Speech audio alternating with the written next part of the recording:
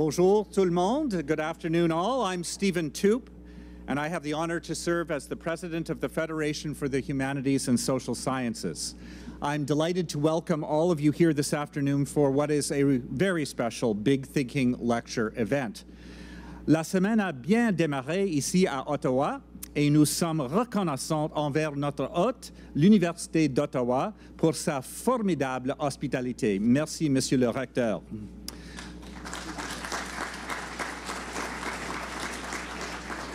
J'aimerais signaler, avant de commencer, que nous proposons un service d'interprétation simultanée.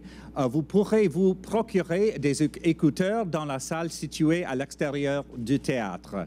I'd like to thank the Social Sciences and Humanities Research Council, Universities Canada, and the Canadian Foundation for Innovation for making community participation possible and for sponsoring the Big Thinking Speaker Series.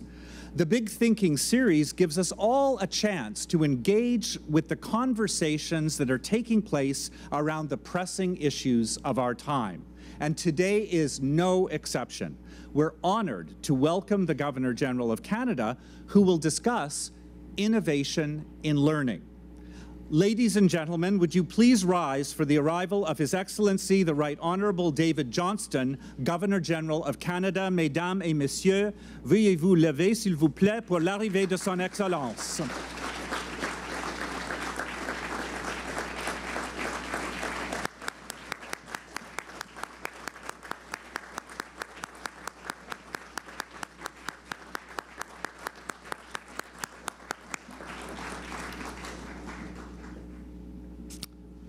Welcome, Your Excellency.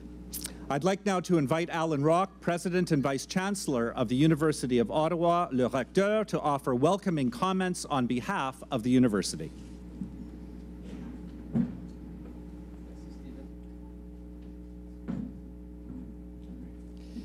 Merci, Stephen.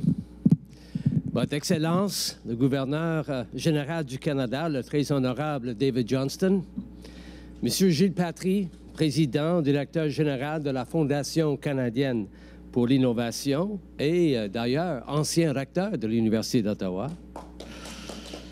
Et puis, distingués invités, chers collègues, chers amis, Votre Excellence, c'est un honneur et un plaisir de vous accueillir de nouveau sur le campus de l'Université d'Ottawa, où vous êtes toujours le bienvenu.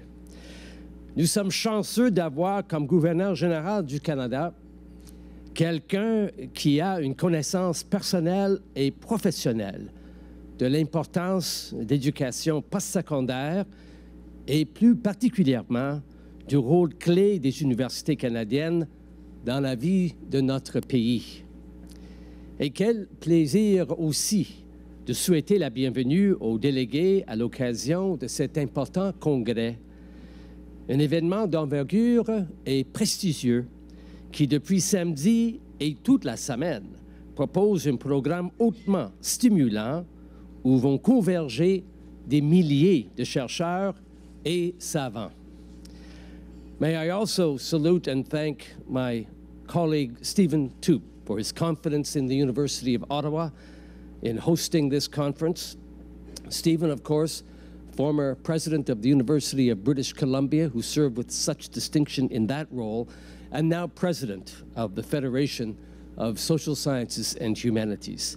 Je tiens également à souligner le travail des équipes de M. Jean-Marc Mangin, directeur exécutif de la Fédération des sciences humaines, ainsi que l'équipe de Mona Desmaires, vice-rectrice à la recherche ici à l'Université d'Ottawa, sans qui cet important rendez-vous n'aurait été possible. This week's Congress, the largest academic gathering of its kind in Canada, is an opportunity to celebrate scholarship, to promote research, and to remind us all that a focus on the humanities and social sciences is essential if we are to understand and to improve the human condition. Research, of course, goes hand in hand with teaching on this and on campuses throughout the country, enriching the student experience by creating an environment of inquiry, by drawing students from their undergraduate years into the excitement of discovery, and by allowing our most accomplished researchers to share their most recent insights directly with the students in our classrooms. And in an economy where growth is increasingly dependent upon new knowledge, research represents an economic as well as an intellectual advantage.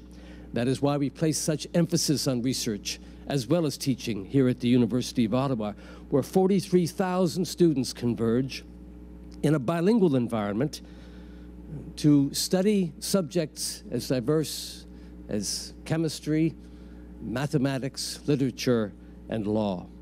14 000 de nos étudiants font leurs études entièrement en français et 75 de nos cours sont disponibles simultanément en anglais et en français. C'est vraiment un environnement bilingue. All of this in an institution that for more than 10 years has been recognized nationally as one of the top 10 research-intensive universities in the country. May I say how proud we are to do our part this week in contributing to the dynamism of research on campuses in Canada. Your Excellency, thank you again for making this a special occasion by your involvement here this afternoon. I wish you all an exciting conference, and I now invite Gilles Patry to more formally introduce the Governor General. Gilles.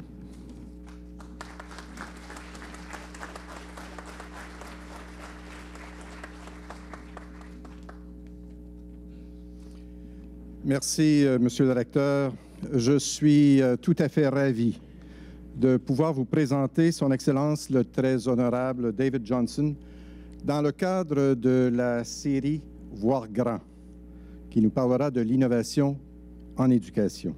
It is such a great pleasure and an honor for me to introduce His Excellency, the Right Honourable David Johnston, as part of the Think Big series on the subject of innovation in learning. You know, in thumbing through the program that will be presented this week at Congress 2015, it is clear that the word innovation can mean different things to different people. Some adopt a narrow, technology-based definition of innovation, while others, like His Excellency, bring a unique and broad perspective to the word and to the process of innovation. Research, particularly in the humanities and social sciences, is an important driver of innovation. And in his previous roles as President of the University of Waterloo, Principal and Vice-Chancellor of McGill University, Chair of the Association of Universities and Colleges of Canada, now Universities Canada, and Chair of the Conférence des Recteurs et des Principaux des Universités du Québec, His Excellency has intimate knowledge of the important contributions Canadians have made and continue to make in nurturing innovation through the generation of new knowledge and by putting new ideas to use to address some of the important challenges facing society. Au cours des dernières années, j'ai eu le privilège et le plaisir de voyager avec Son Excellence dans le cadre de plusieurs de ses visites officielles où j'ai vu le grand intérêt qu'il porte à cet aspect de l'innovation et au sens large qu'il cherche à donner à l'innovation. In fact, the Governor General will remind us that it is important to understand that any individual or community who aspires to be bold, who seeks new, improved ways of doing things, who refuses to be complacent, who draws on creativity, ingenuity, and our cultural experience to make our country and the world a better place, can be an innovator. A couple of weeks ago, His Excellency delivered a speech at the opening reception of the 2015 Governor-General's Canadian Leadership Conference in St. John's, Newfoundland. And in his presentation, he spoke of how fortunate Canadians are, but warned that we cannot be complacent. He said that what is needed is fresh thinking, new ideas, and bold and thoughtful leadership. He reminded the young leaders in the audience that their generation has come of age at a critical moment for Canada and for our world, and that these are exciting and challenging times in history. He encouraged them to seize the moment. Make a difference, he said. This is your time. For these insights and many others like it, please welcome His Excellency, the Governor-General of Canada, David Johnston. Mesdames, Messieurs, veuillez accueillir Son Excellence, le Gouverneur général du Canada, David Johnston.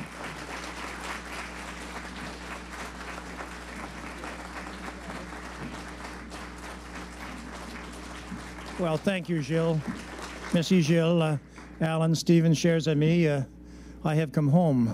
Je suis chez moi.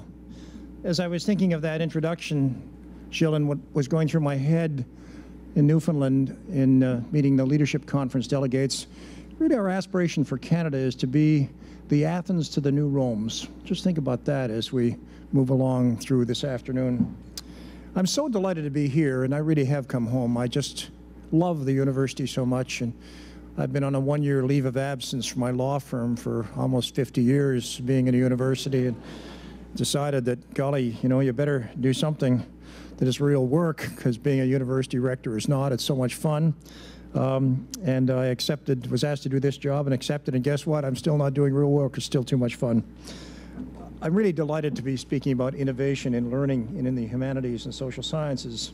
Il me fait plaisir de venir vous parler de l'innovation en apprentissage et dans les sciences humaines. Many of you will know that one of the great privileges I have as Governor General is in recognizing the extraordinary achievements of Canadians, recognizing excellence. En tant que gouverneur général, j'ai le grand privilège de reconnaître les réalisations extraordinaires des Canadiens, et il m'arrive régulièrement de souligner l'excellence. We regularly confer honors and awards for excellence in the arts and sciences, for bravery, volunteerism, military service, journalism, public service, policing, just to name a few. A few months ago, I presented one award in particular, one award that I want to talk about today. It was the John C. Polanyi Award. Now, first I notice a few frowns on the brows as I say the John C. Polanyi Award. It's given to an individual or team whose research has advanced any field that is supported by the Natural Sciences and Engineering Research Council of Canada. I see more frowns on your foreheads. You're saying, now wait a minute, hold on here. I can hear you thinking to yourselves, why is the Governor General talking to a bunch of humanists and social scientists about a science and engineering award named after one of Canada's greatest chemists, the Nobel Prize winner? Well, I'll tell you why. Because this year, that award was presented to a philosopher named Chris Elias Smith. Now, let me pause for a moment, because what I just said isn't entirely accurate. Dr. Elias Smith is indeed a philosopher, but he's not only that. He's also a systems design engineer, a computer scientist, and a neuroscientist. He has a joint appointment in philosophy. His first appointment is in philosophy and systems design engineering, and a cross appointment to computer science at the University of Waterloo. You understand joint appointments and cross appointments, and it could also have been a cross appointment in mathematics and several others, knowing Chris. And he's the Canada Research Chair in Theoretical Neuroscience. He's all of these things at once, which only makes sense given his subject matter, the human brain, what makes it tick. Dr. Elias Smith received the John C. Polanyi Award for the work he and his team have done building a computer model of the brain. Its name is SPAWN, that's spelled S-P-A-U-N, and it makes human-like mistakes, has human-like accuracy, and takes human-like lengths of time to process information. It's not hard to imagine how a background in philosophy, which literally means love of wisdom, would be useful in simulating something as complex and, well, human as the human brain. But I share this anecdote not primarily to emphasize the enduring value of the social sciences and humanities, a value which all of you well know and don't need me to reinforce. Je vous raconte l'histoire de Dr. Elias Smith parce qu'elle illustre bien la place de l'innovation dans l'apprentissage. Elle montre qu'il faut parfois faire les choses différemment pour générer de nouvelles connaissances et une nouvelle compréhension. In his acceptance speech at Rideau Hall, Chris made reference to the fact that he was probably the first philosopher to win the John C. Polanyi Award, And he paid tribute to a long list of collaborators from various disciplines with whom he has worked. He said, with something as complex as the brain, you have to throw everything you've got at it. In fact, I think of the autobiography of Walter Penfield, that great neuroscientist, neurosurgeon at the Montreal Neurological Institute, whose autobiography was entitled No Man Alone, in which he chronicled his utter dependence on so many disciplines beyond neurosurgery to map the brain. Chris, in a recent blog post, wrote about how important it is to be able to do cross-disciplinary research when studying the brain. He says, brain function is tackled by many disciplines, and there is no good reason to think that only one discipline has all the answers. In this era of big, complex research problems, it seems that multidisciplinary research should be encouraged, if not become the norm. I often stress interdisciplinary research by saying the really complex problems that we face and that we tackle in universities cannot depend upon the expertise of a single discipline for their solution. In fact, Einstein once said, for every complicated problem, there is a simple and wrong explanation. What Chris says is truly said, and the point applies to so many of the frontiers of knowledge we're exploring today. Selon le Dr. Elias Smith, quand on travaille avec quelque chose d'aussi complexe que le cerveau, il faut faire appel à toutes les ressources disponibles. La recherche interdisciplinaire est importante dans l'étude du cerveau. This imperative of working together across disciplines and territorial boundaries, I would add, disciplines and territorial boundaries and cultural boundaries, is something I call the diplomacy of knowledge. I was meeting this evening with the International Institutes of Research Scientists in the health sciences, and I'll be speaking then about the diplomacy of knowledge and important for them. Practicing this kind of knowledge diplomacy is a must when it comes to the most pressing, complex challenges facing our world. We have to throw everything we've got, to use Chris's words, at the problems and opportunities we encounter. And that means not only sharing and deepening our knowledge, but also improving how we learn. Indeed, the two go hand in hand. Why is it so important that we innovate in learning? Pourquoi faut-il innover en apprentissage? Premièrement, parce que nous sommes profondément mondialisés. Deuxièmement, à cause de la révolution des communications et des changements technologiques rapides. Et troisièmement, à cause d'une meilleure compréhension du cerveau humain et de notre façon d'apprendre. So we have to innovate because of a profoundly globalized world, the communication revolution and rapid technological change, and a vastly increased understanding of the human brain and of how we learn. As a matter of fact, I'll be saying to these health scientists tonight, if you think of all of the great discoveries over the history of humankind, it may well be in our generation, in the last 10 to 15 years, we've seen the most significant. One, the mapping of DNA, and then secondly, the understanding of the human brain in its many, many manifestations. Let me start by highlighting our global context, which, as you are all well aware, is characterized by a reshaping of our economies, our societies, our politics, our demographics, and our expectations. During my mandate, I've had the privilege of leading 43 international visits to different countries, a few like the U.S. several times. We visited dozens of universities and learning institutions. Many of them are of very high quality. They're highly ambitious in their drive to compete for students, faculty, and resources. In such a context, Canada can't afford to be complacent in its approach to learning. This is especially true given the competition we face in sectors like manufacturing. We're up against low-wage competitors in emerging markets.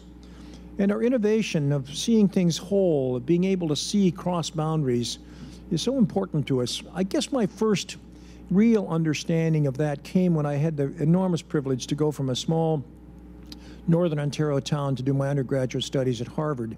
And in those days, the Harvard Red Book had you major in a particular discipline. In my case, it was government and international relations.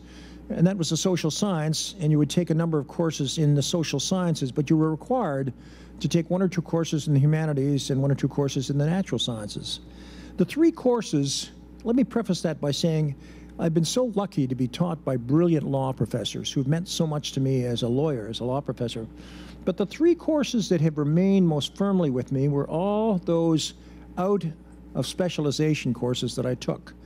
One was a course in music, which helped me to understand music, and I play classical music in my office most of the time. I never tell parents that because they say their children should be putting the music off. Second was a course taught by later the Bishop of Sweden on the New Testament. He taught it not as divine revelation, although in his view it was, but as literature, as poetry, as history, as geography, as philosophy, as psychology, and it was magic.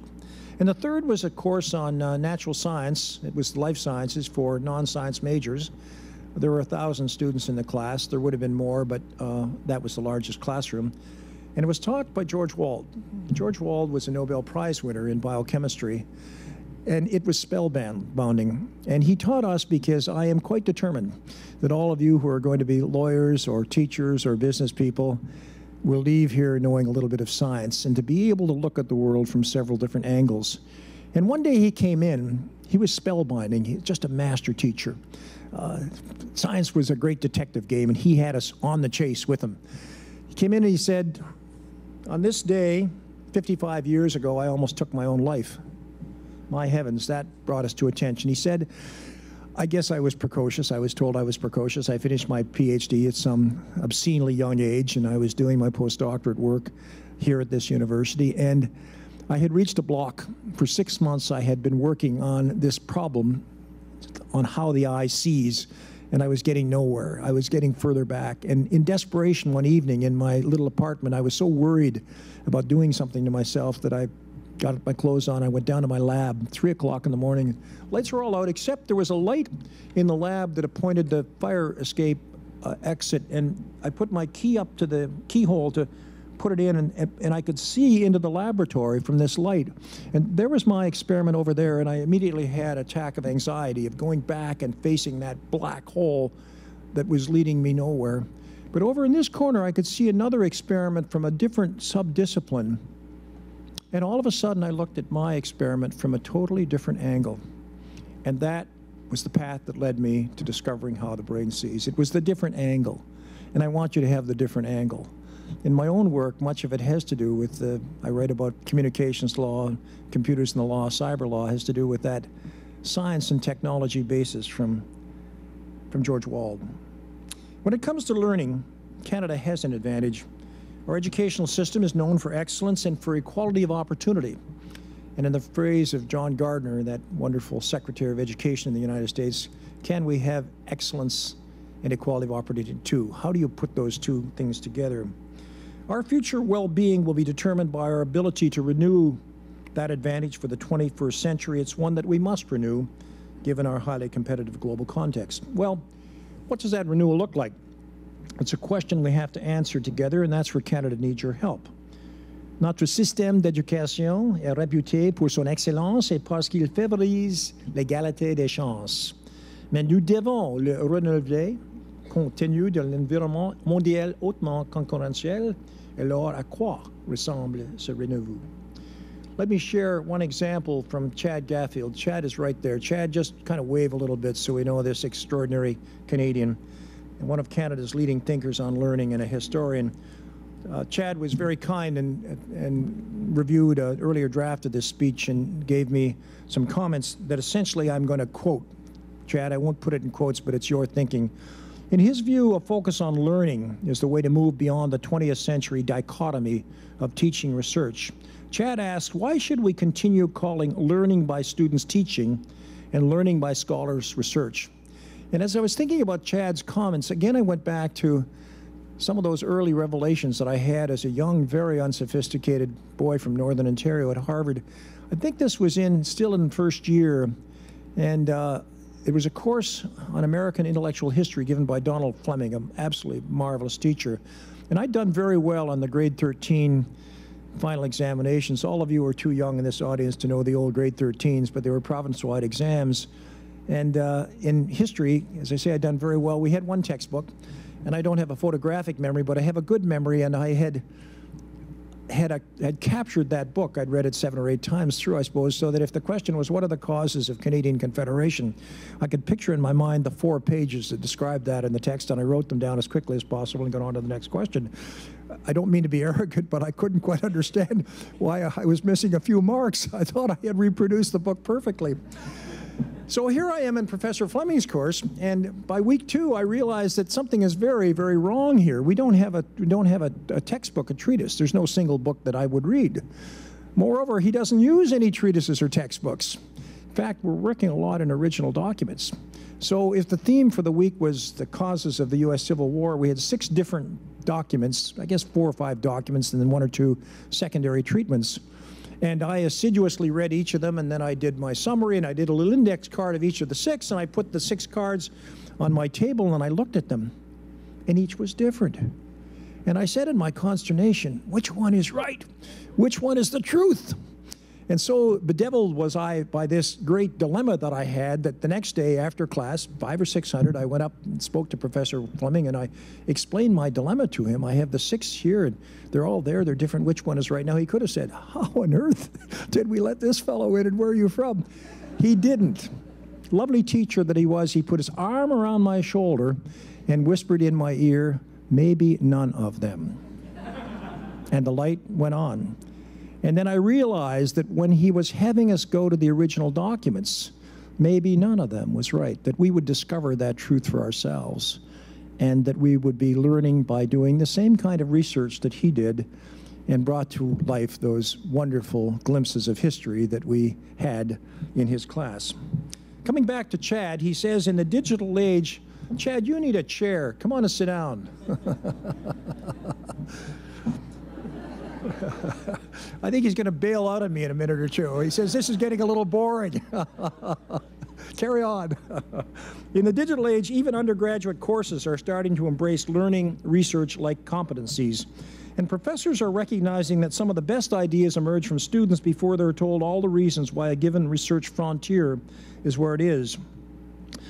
Chad says digital technologies are enabling new ways of thinking in unimaginable ways.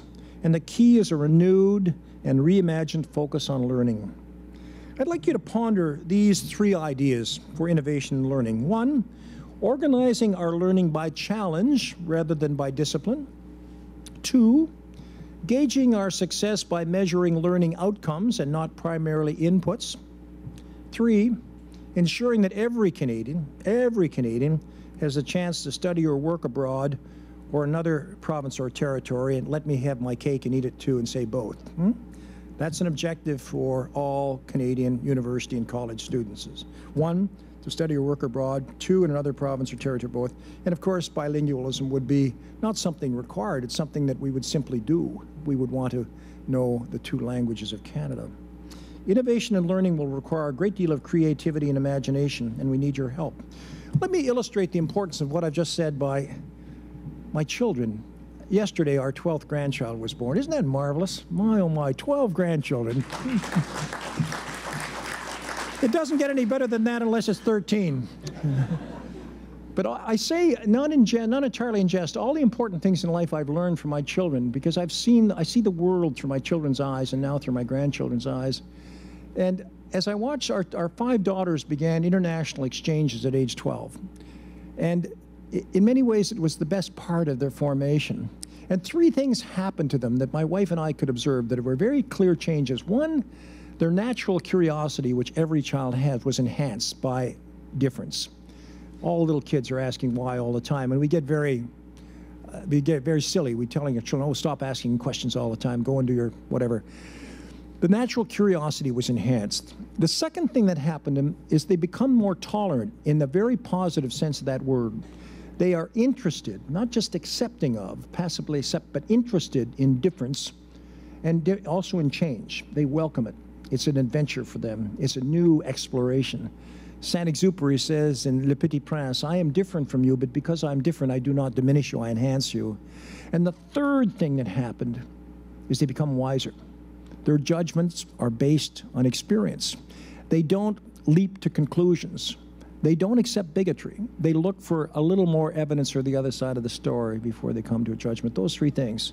And I think is that an innovation in learning? It's just grasping something that's so obvious, but saying we should build it in because it's such an important natural advantage. Alors, réfléchissez à ces 3 idées pour innover. Organisez l'apprentissage par défi plutôt que par discipline.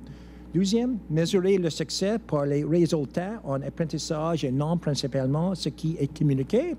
Et troisièmement, assurez-vous que chaque jeune Canadien a la chance d'étudier ou de travailler à l'étranger ou dans une autre province ou un autre territoire ou les deux. Il faut de la créativité et de l'imagination pour innover en apprentissage. I want to talk now about the communications revolution and the rapid pace of change, because this too is closely related to our innovation and learning challenge. Let me start by trying to illustrate just how fast the pace of change has become. And you all have your metrics to do this, but one I use is the telephone, how long it took to reach 50 million users, 75 years. The radio, to reach 50 million people, 38 years. Television, 50 million, 13 years after it was introduced. The internet, 4 years. Facebook, 3.5 years. And Angry Birds, 35 days. You see the trend here. The extent and pace of change has profound implications for how we live and how we learn. Philosopher, humanist, and companion of the Order of Canada, Ursula Franklin, once said, "Technology has built the house in which we all live. And today we find ourselves living in a house that is in some ways being continually rebuilt at a dizzying pace." So what are the implications for our lives and societies? The arrival of a truly revolutionary technology such as the internet and mobile communication, the questions that arise are as important as the possibilities. Simply put, things are possible today that weren't possible a generation ago, both benevolent and harmful things. What are they? How do we maximize the good while minimizing the bad? Such questions and answers, of course, are critical to our learning, and again, we need your help. La technologie a permis de bâtir la maison dans laquelle on vit. Mais aujourd'hui, nous vivons dans une maison qui se reconstruit continuellement autour de nous, et ce, à un rythme rapide. Quelles sont les répercussions de la technologie dans vos vies et nos sociétés? Et comment faire pour maximiser ses bienfaits, tout en minimisant ses effets néfastes? Une fois de plus, nous avons besoin de votre aide pour répondre à ces questions. Now to my third and final theme, bringing my remarks back full circle to the subject of the human brain. A startling fact, I may be out a little bit in my percentages, but I would say at least 80% of what we know about the brain we've learned in the last 20 years. We understand how the brain functions better than ever, and if we can leverage that understanding to improve our learning, I believe it will go a long way toward renewing Canada's educational advantages. Researchers in the social sciences and humanities can help us to better understand the way we learn and how we can learn better in our contemporary context. Indeed, you're already here. Our number 5 daughter has a learning disability, and she did her PhD on how the mind learns, and she now works on learning platforms, a not-for-profit company that her professor has established. And she would say one absorbs 15 to 20% of what one hears from a lecture like I'm giving today, the blackboard. If you want to get up to 75 or 80%, you get into what she calls effective learning, where you're taking your learning, you're putting it to use, you're applying it, you're very often teaching it, you're working in groups teaching one another. And she laughs at me when I talk about lectures and reading notes and blackboards. She says, "Dad, it's so 17th century." In her case, once she discovered, through the help of a good psychologist, of 20 different learning tools, she has one that really doesn't work much and the other doesn't work very much at all, and learned how to navigate around that and then strengthen the learning tools where she was strong. She never looked back, and her life is filled with joy because she brings this approach of identifying the learning tools and navigating around the weaker ones and emphasizing the stronger ones to her whole work. Consider the work of yet another philosopher, Dr. Joseph Heath of the University of Toronto, whose book, Enlightenment 2.0, devotes significant space to the human brain and how it and our understanding of it have evolved over time. He's concerned with adapting Enlightenment values and rational thinking to the fast-paced context I've just described. Our challenge, he suggests, is that for millions of years, humans evolved an old mind that was focused largely on hunting, gathering, survival, and procreation. And it's only in the last 250,000 years that we have started to evolve the rational mind that examines evidence, makes propositions and conclusions, seeks to avoid biases, thinking those lessons from my children, and so on. The speed at which our technology enables and compels us to operate poses challenges to rational thinking because reason requires hard work and deliberation and could be termed inefficient. As he puts it, thinking straight is hard to do. Well, whether you ultimately agree with his proposals or not, Dr. Heath's call for a new enlightenment that reimagines our politics, our society, and the way we organize ourselves based on our understanding of the human brain is exactly the kind of bold thinking we require. It's a matter of preserving what is best and adapting and improving where necessary. Il y a tant de réflexions à propos du cerveau. Par exemple, la recherche appliquée en éducation a démontré que l'apprentissage actif, j'ai renforcé hier, il y a quelques moments, produit de meilleurs résultats que l'apprentissage passif et que l'on apprend mieux quand les idées sont renversées et présentées de manière interactive. Nous avons récemment appris que le cerveau humain ne parvient à maturité qu'au début de nos 20 ans. Nous avons aussi découvert à quel point l'éducation et la stimulation durant la petite enfance sont importantes pour les capacités cognitives et la santé en général. With all of this knowledge of the brain, how might we innovate in our educational experience? As people who care passionately about learning, as all of you do here, we cannot afford to ignore these and the many other findings on how the brain operates. Learning today means being smarter and more innovative in our approach to learning and to teaching. Now, I'm not here to be the stage on the stage, and I'll tell you how we do it. I know you've all read Stephen's magnificent essay, I Love You, Please Change, and if you haven't, do yourself a favor. I love you, please change. And I know the social sciences and humanities disciplines are under significant pressure, as are universities themselves, which Stephen acknowledges well in his essay. And there's no shortage of well-intentioned people, as he would say, out there telling all of us what we should do. That you're wonderful, of course you are, but that nevertheless, we must change. I don't want to repeat that refrain. Instead, I want to call on you, the psychologists, the literary critics, the philosophers, the sociologists, and so many others to help us improve the way we learn,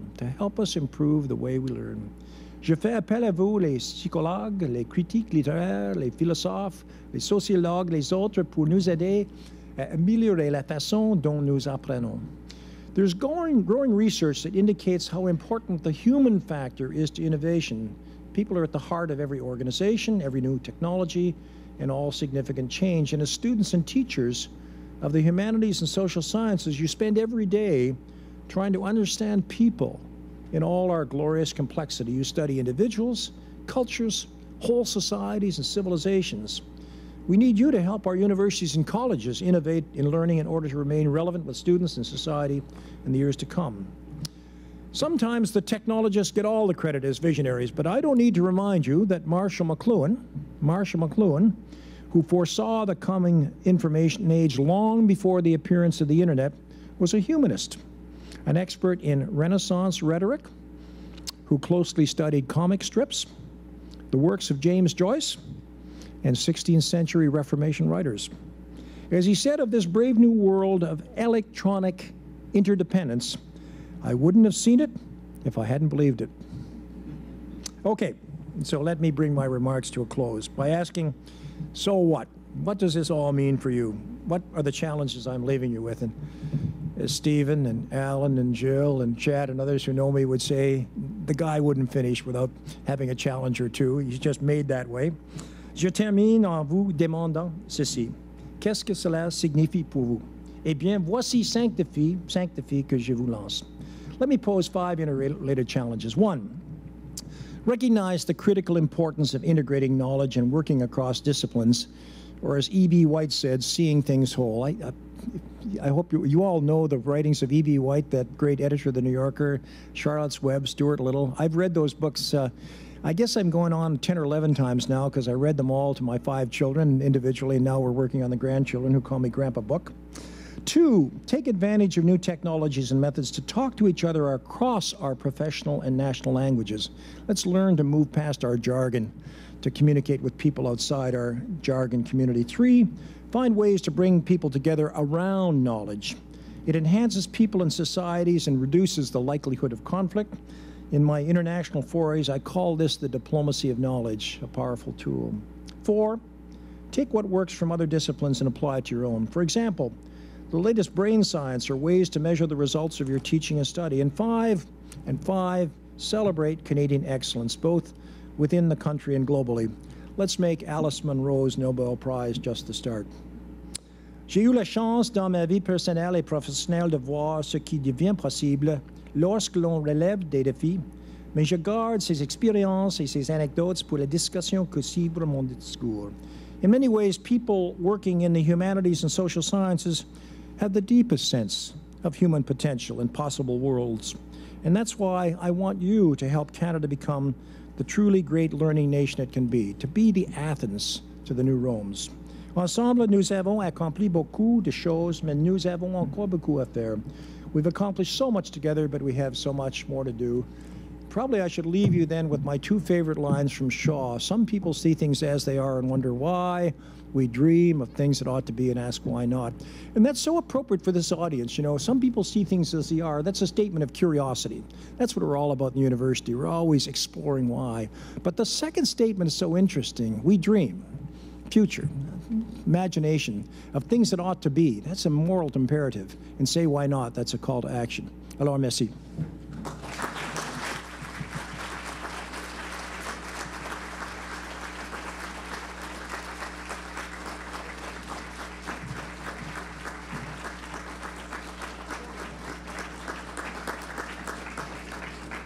Merci, Votre Excellence, pour ces mots très personnels et captivants. Merci beaucoup. And also for the challenge for all of us. It's my pleasure now to introduce you to our distinguished panel, and they're joining me on the stage. The panelists will each offer a very brief response to the Governor General, and then, time permitting, we will continue with some questions from the assembled audience. I will say that we will extend this session until 2:15. So those of you who have to, excuse me, 3:15, sorry, 3:15. For those of you who have to go, we understand. Joining me on stage is first Dr. Sara Diamond, President and Vice-Chancellor of the Ontario College of Art and Design, OCAD, in Toronto. As many of you know, OCAD is dedicated to art and design education, practice, and research, and to knowledge and invention across a wide range of disciplines. It's a world leader in finding new approaches to learning.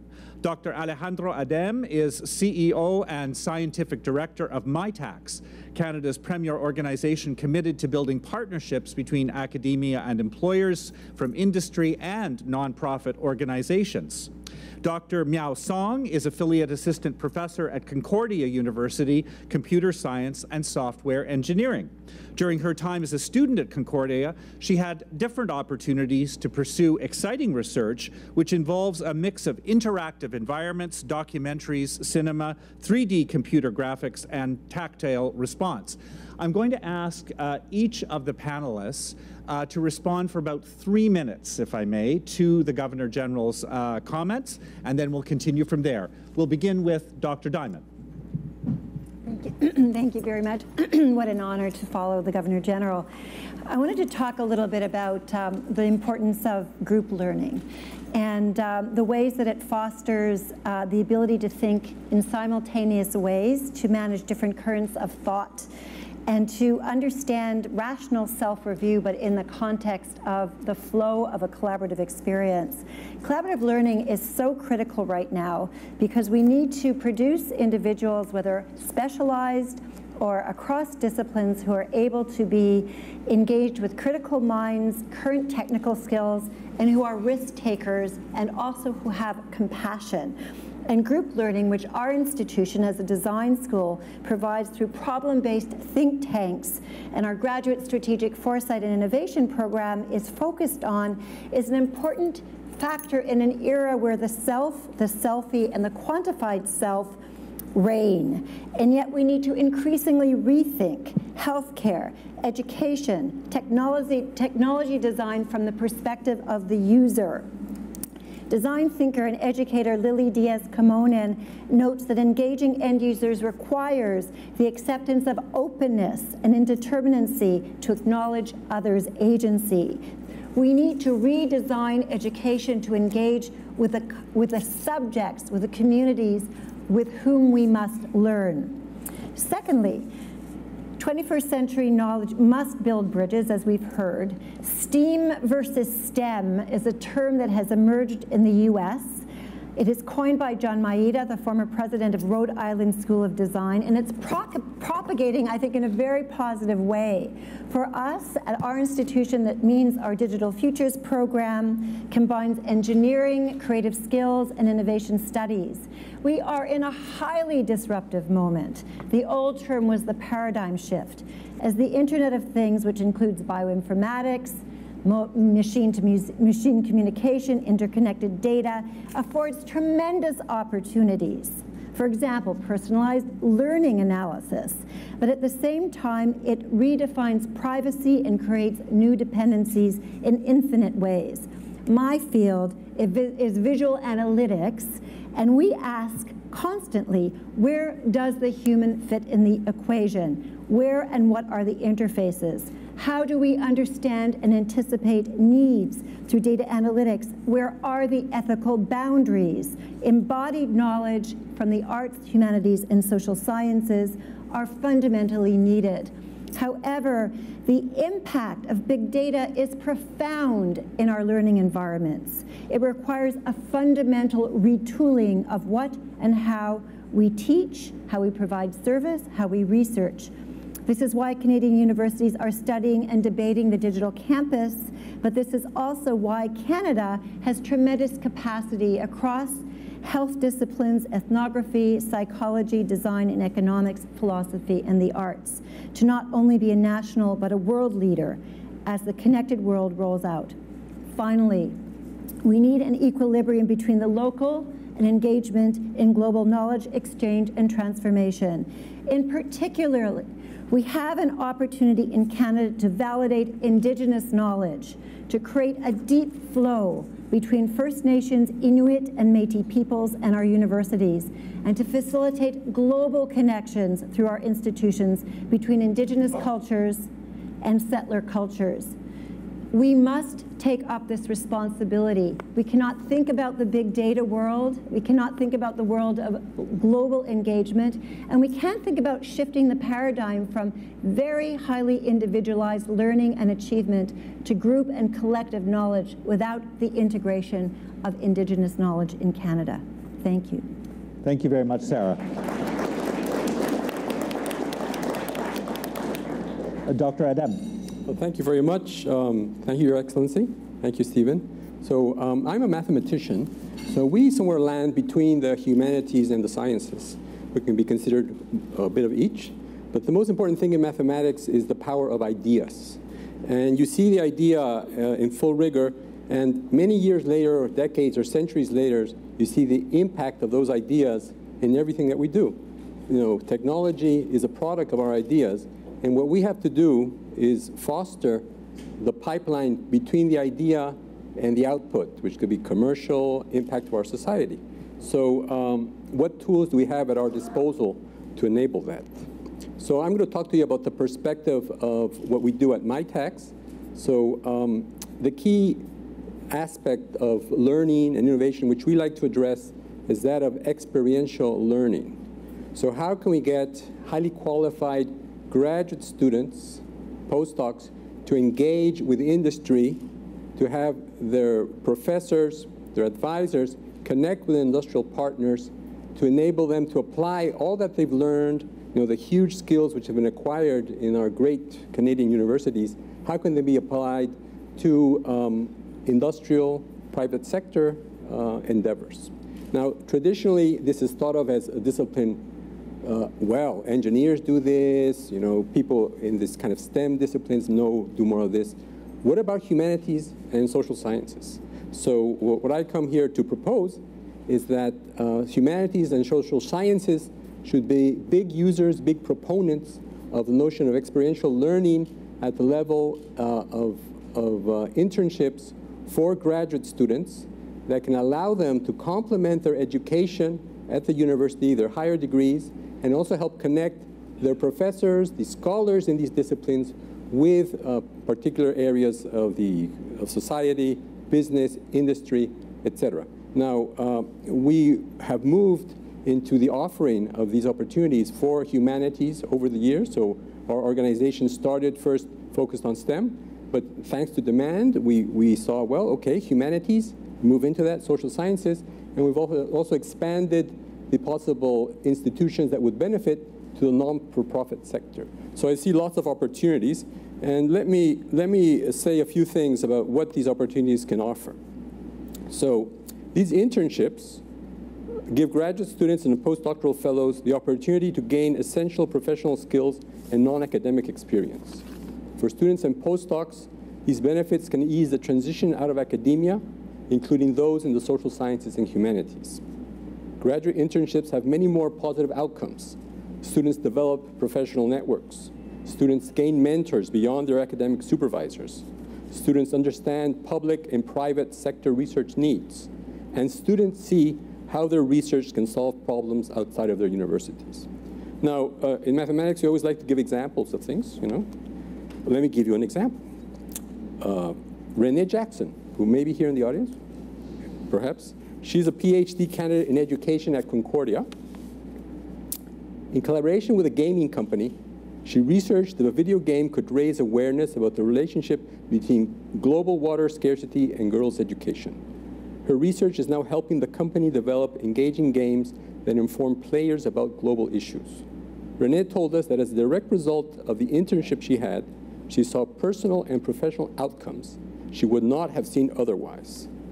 Her internship provided an essential source of funding for her PhD, and based on this internship, she changed the focus of her doctoral research. She's won awards for her research, has presented at numerous conferences, and today she works with her industry partner as her education specialist. Now, I myself, as a graduate advisor, I've had around 20 PhD students, and always the most dramatic aspect is, can you find a job for your student? And typically in academics, we think our student should be a professor. And I've come to learn that this is not the case. Your students will be citizens of the world, and they will apply what they learned to many different aspects. And what we're suggesting here is that there are tools that can enable this outcome. The integration of experiential learning into graduate studies can change the landscape of research and innovation in Canada in 3 ways. First, it builds collaborative research projects to leverage academic strengths and boost the activities of the partner organization. Second, it encourages Canadian firms to undertake research in collaboration with experts from Canadian universities. And third, it supports knowledge transfer between academia and public and private firms. Together, we will use experiential learning to address complex issues and research challenges. At the same time, we will provide Canadian students and postdocs in the social sciences and humanities in particular, like Renee, with opportunities that will broaden their skills and research experience. Thank you. Thank you, Alejandro.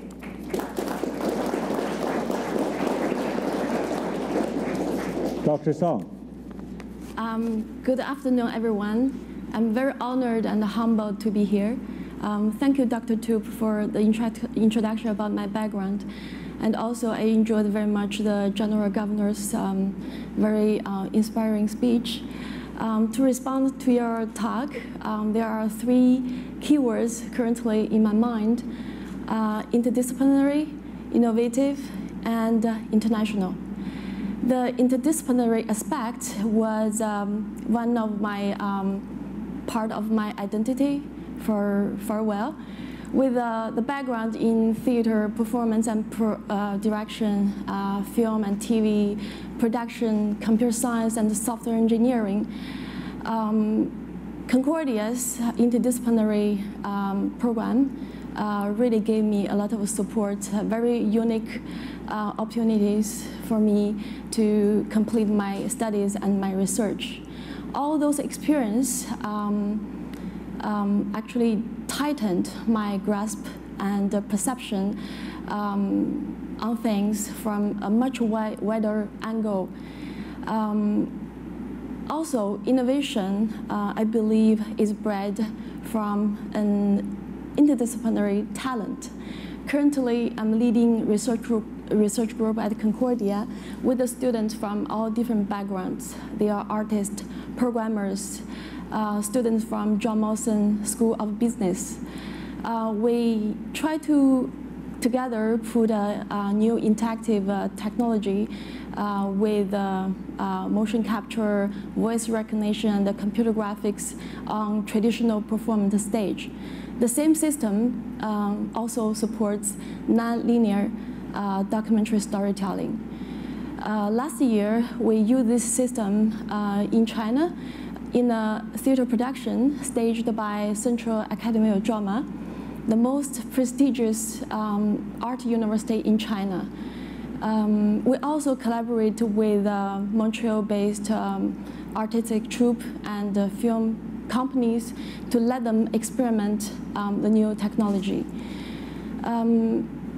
With all these grants I received in the past from federal, provincial, and university, those travel grants and scholarships enable me to present our research work at the international conferences and festivals. I was also a recipient of a China-Canada Scholar Exchange Program in 2011. The same year, I was awarded the Best Documentary Film Award at the Beijing International Film Festival. After that, I helped Exist Telefilm to establish the contact with Beijing to increase Canadian film's reputation and visibility. With the current Concordia's strong support and my research team, I'm now involved in a research project combining art and technology with the Chinese Academy of Sciences. This organization is a home to over 85% of China's large-scale science facilities and plays a very important role in China's national technological innovation. I will continue my contribution to the exchange of culture, art, and technology. I do believe in staying innovative and competitive. Again, at the last, I encourage all the researchers, we should go beyond our comfort zone, pushing boundaries. Thank you. Thank you very much, Dr. Song.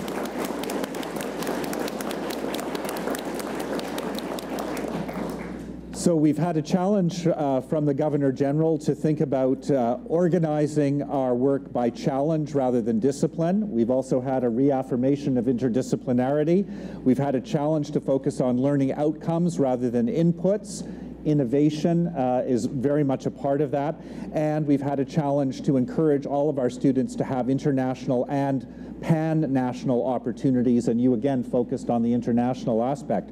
I'd like to now open up the floor for comments or questions. I believe we have microphones that will be available, so please just indicate who you are. Vous pouvez poser des questions ou en anglais ou en français selon votre préférence. Please.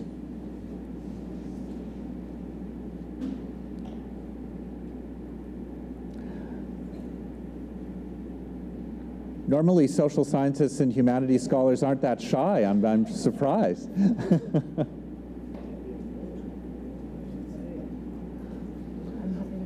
Perhaps I can just ask our panelists then, while people are getting their courage up. Here we have a question. Yeah, over here. Yes, please go to the microphone. Thank you.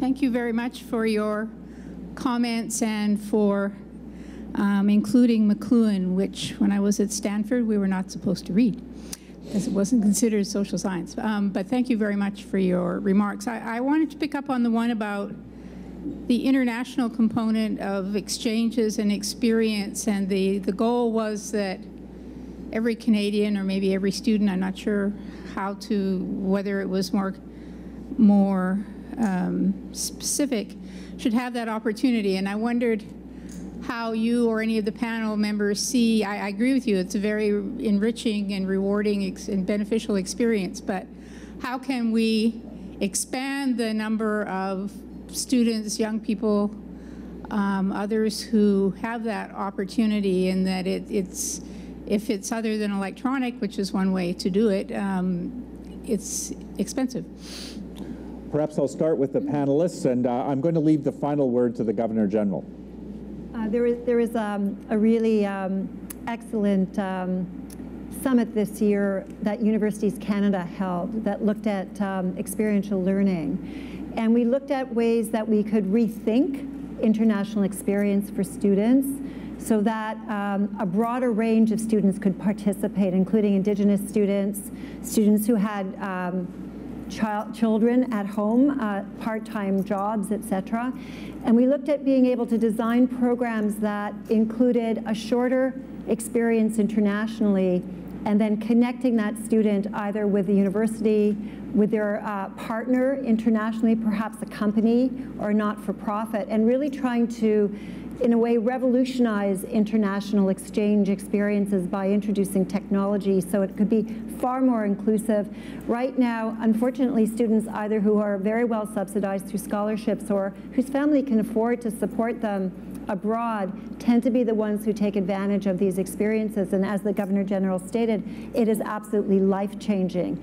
The second point is that group experiences are very important. We currently have a group of students in our design faculty who are in residency in India working with the National Institute of Design and with communities who have great challenges, and they're applying design thinking and design strategy to help those communities as a group.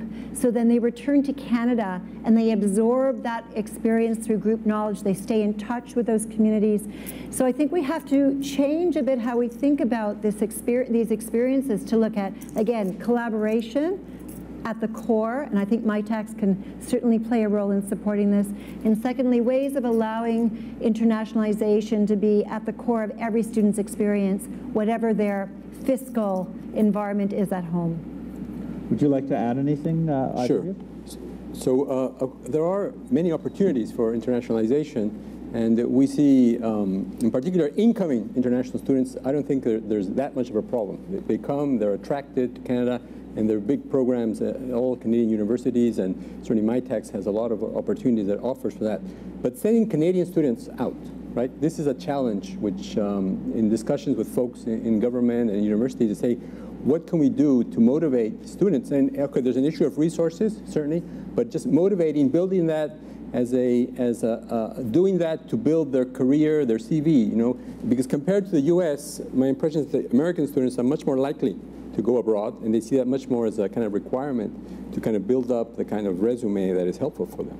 So what is it that we have to do to get Canadian students kind of excited about traveling abroad?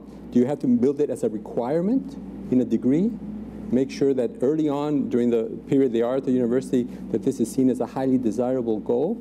I think those are issues that the universities, which have this contact with the students early on, have to build on and kind of show them. Now, for example, my daughter went a year abroad using a program from UBC. Stephen was the president then, this Go Global program, and she was there in Germany for a year. It was fantastic for her.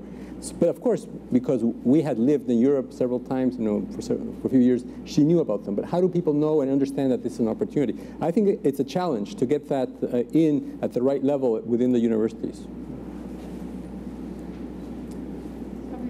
He'll Your Excellency, do you mind if I keep you till the end? Yeah, that's great. He'll weigh in, I promise. Yes, thank you. Okay, thank you very much for all your comments. I've enjoyed them. So my question is, what resources do you see being allocated to primary, secondary, and college education to prepare the students, to give them the access to these technological tools? After all, this is the education base.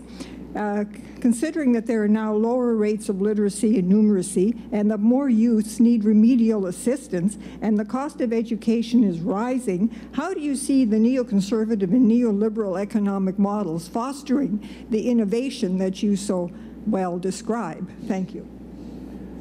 Would you like to comment on that, Sarah? It's a big question. Well, I think we don't only need access to technology within the school system, and we do. And, you know, technologies are actually becoming less expensive. So if you think about mobile devices and the mobile environment, there's huge opportunities for collaborative learning using mobile platforms, smartphones, et cetera. And I think tremendous experiments within the Canadian school system across the provinces worth looking at. We also, however, really need to ensure that there's arts and culture learning in our schools, that the skills of thinking creatively, of having that embodied experience of discipline affects every single discipline afterwards for the student, because they learn to apply that knowledge in different ways. And I think we need innovation studies within K-12 in Canada, you know, helping students think creatively, take risks, not be afraid, and kind of understand the economy in which they're working, so that if they want to change neoliberal economics, as you've put it, they actually have the tools to create new kinds of models and new paradigms, you know, for economies, whether it's the barter economy, the sharing economy, or other ways about thinking about society. It requires a real mix of interdisciplinary skills, which I think the Governor General so very much articulated so clearly, and we need that within our K-12 environment. And I believe that numeracy comes through different kinds of learning. There's a whole debate right now about back to basics with mathematics. And I think we have to be very careful about ensuring that there's access to math learning for every student within the school system, and that is often a gendered conversation. So we need the math in order to create the innovators who are going to be able to create the technologies. I'm going to ask now the Governor General for final reflections on both what he's heard from the panelists and also any observations in response to the questions. Your Excellency. Well, thank you very much, Stephen, and thank you to the panelists. Let me be very brief. The first question is how do we increase the appetite for international experience and cross-Canada experience in our colleges and universities? Well, I'd say we teach it. We teach it in our courses, and both explicitly and implicitly, just make it so inviting, so important, so essential that students who are pretty bold, if encouraged, will do it. And then beyond that, reform the approaches that your particular college or university takes to embrace globalization, both in welcoming international students in and students from other parts of the country in. Why? Because you want a diverse student body. Diversity is a very good teacher in itself, and you want our students having the exposure to others. Frank Scott once said, that great lawyer and poet, he said, "I am a citizen of Canada, but I am a citizen of the world, and my country is the country of the mind."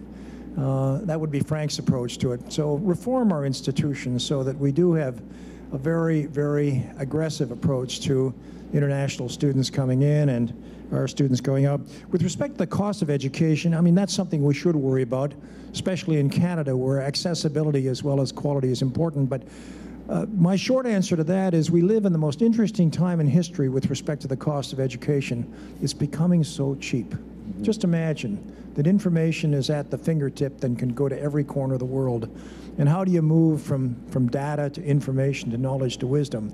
And that's the big thing. But just imagine, as we look through history and how we sought for learning, that now it's available at almost no cost everywhere in the world. I think one of the great events that occurred in recent history was it 15 years ago that MIT put its courses online at no charge. MIT courses could be had anywhere in the world. And now Harvard and MIT, those two so-called rival institutions, a few blocks away from one another, have come together to do their courses and their syllabus, and actually teaching the courses at no cost anywhere in the world. It costs you a little bit more to get the credit, etc. But that's a wonderful revolution. That's the democracy of knowledge, as well as the diplomacy of knowledge. And to come back to my point about Canada's the Athens, we should be the leaders in that business, in the power of ideas, not the power of guns or the powers of gross national product. We should be the people that say, we're right at the very forefront of democratizing knowledge by making it available in every corner of the world. Thank you very much.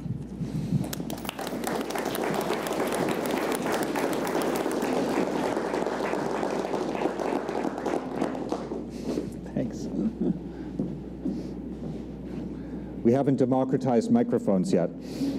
I want to thank His Excellency, the Governor-General of Canada, for the challenges that he's issued to all of us, and of course, we embrace them, Your Excellency. Thank you, too, to our distinguished panelists, Dr. Diamond, Dr. Adem, and Dr. Song, for your really insightful comments today. I want to thank our Big Thinking series sponsors, Social Sciences and Humanities Research Council, Universities Canada, and the Canada Foundation for Innovation. And of course, I want to extend our gratitude to our host, the University of Ottawa, for welcoming us to the beautiful campus. I hope that I will see many of you at other Big Thinking events throughout the week. Tomorrow's Big Thinking lecture features Azar Nafisi, the Iranian-American best-selling author of Reading Lolita in Tehran and Republic of Imagination. She'll discuss the importance of the humanities and the imagination in democracies. And I'm reminded of your comment about Ursula Frankl in thinking about that, the idea that we are building and rebuilding our house through new technology. Interestingly, Northrop Frye extended that in an earlier comment and said that we need the social sciences and humanities to turn the house into a home. I think it's a wonderful, wonderful metaphor. Merci beaucoup tout le monde pour votre présence aujourd'hui. Ladies and gentlemen, would you please rise for the departure of His Excellency, the Governor-General of Canada. Mesdames et Messieurs, veuillez-vous lever, s'il vous plaît, pour le départ de Son Excellence, le Gouverneur général du Canada.